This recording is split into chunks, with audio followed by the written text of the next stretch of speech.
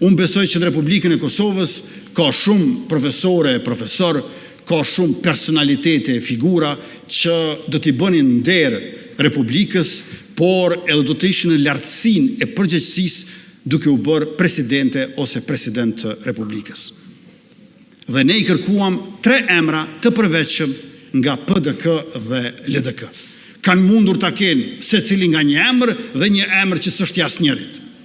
Por ne ua garantuam nënshkrimet për aplikim dhe gjithashtu votën për zgjedhje në fund. Këta emra do duhet ishin figura unifikuese dhe të cilët janë të dëshmuar në shoqërinë tonë. Me atë rast, porsa të kishim marrë në këta 3 emra, kandidatët aktual, Glauko Njufsa dhe Fatmire Mulhoxha Kolçaku do të tërhiqeshin.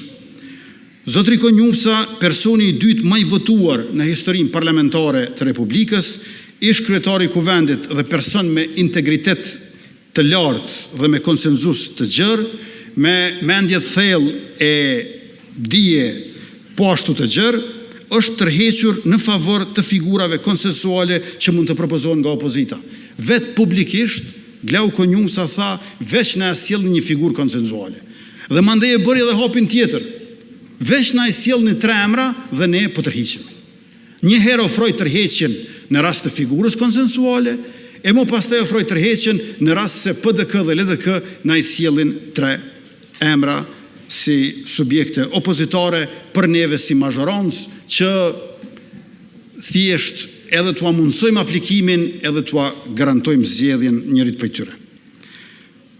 Nëse kjo ofertë do të pranohej, presidenti I ardhshëm I Republikës në thelb do të ishte zgjedhje e opozitës e mbështetur nga mazhoranca.